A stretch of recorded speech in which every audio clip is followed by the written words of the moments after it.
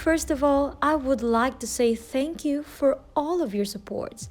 Hope you all have a wonderful day and ready to the new interesting episode today.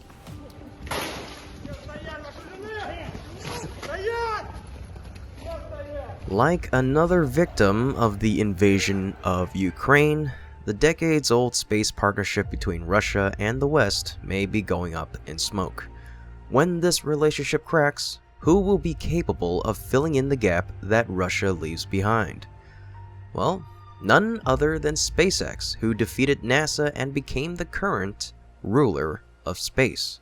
But where does SpaceX fit in as international partners disconnect from Russia? Welcome to today's video. Let me know how you feel when you see the recent discoveries and changes. Let's find out in today's episode. Russia invaded Ukraine in a series of attacks that sparked some of the most intense conflicts in Europe in decades.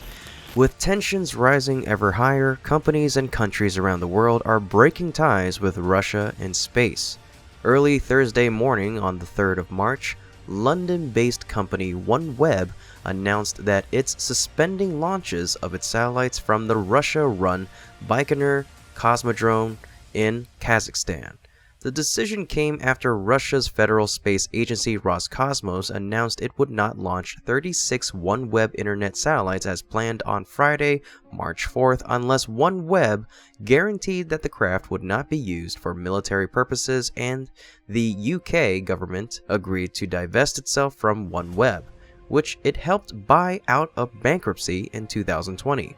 Roscosmos has also halted launches of Russian-built Soyuz rockets from Europe's spaceport in Kourou, French Guiana, and Roscosmos' chief Dmitry Rogozin announced Friday that his agency will no longer sell rocket engines to United States companies, saying, "Let them fly on something else, their broomsticks." Rogozin has also called into question Russia's participation in the International Space Station program, which has long been held up as a symbol of cooperation through trying times here on Earth. Shortly after Russia invaded Ukraine on February 24th, U.S. President Joe Biden announced the imposition of new economic sanctions that would degrade the Russian space program. We estimate that we'll cut off more than half of Russia's high-tech imports, among other sectors. Rogozin warned that the sanctions would have dire consequences for the orbiting lab. Do you want to destroy our cooperation on the ISS? And on March 2nd, Rogozin tweeted out a link to an interview he did with state-run broadcaster Russia Today. In the interview, Rogozin reminded viewers that Russia is responsible for space station navigation, as well as fuel deliveries to the orbiting lab. Roscosmos further announced recently that it will cease cooperation on joint German-Russian science experiments aboard the space station, instead performing the investigations independently, another response to sanctions levied after the invasion of Ukraine. Germany's space agency DLR, meanwhile, shut down its E-Rosetta black hole telescope on Russia's Spectrum Röntgen Gamma satellite and stopped space cooperation. Put simply, that working relationship between NASA, ESA, and Russia is under more strain now than at any other point in the long history of the ISS, and it's unclear how well it can hold up. However, after all that, NASA has never directly expressed any concern about threats from Russia. And why is this? Well, it's because they already have SpaceX, the company that is at the top of the space industry today. With accumulated achievements, SpaceX can completely replace Russia in space missions. Rogozin's words suggest that without Russia's Soyuz craft to boost the space station, it would deorbit and fall to Earth. However, any visiting vehicle with extra fuel, certainly including SpaceX's Crew Dragon capsule, can boost the station and keep it going as it has been. NASA contracted SpaceX and Boeing through its Commercial Crew program to build crew capsules that could ferry astronauts to the space station and back in 2014. While Boeing's Starliner has yet to fly a crew, SpaceX's Crew Dragon has flown numerous astronaut crews to and from the orbiting lab successfully. This partnership was created by NASA with the explicit purpose of decreasing NASA's reliance on Russia's Soyuz capsule, which was the agency's only vehicle to the station after the Space Shuttle program closed in 2011. Now, SpaceX founder Elon Musk has seemed to show public support for Ukraine by sending a shipment of Starlink user terminals, small antennas that allow customers to access SpaceX's satellite-based internet service, that have arrived in Ukraine. Musk also responded to Rogozin's Twitter remarks about keeping the space station aloft with simply an image of the SpaceX logo. As correctly guessed by a Twitter user to whom Musk confirmed with a simple yes in sharing this image with Rogozin, Musk was answering Rogozin's question. While Rogozin's messages implied that the fate of the space station rests solely on Russia and its Soyuz capsules boosting the station in orbit, any spacecraft with extra fuel can do that.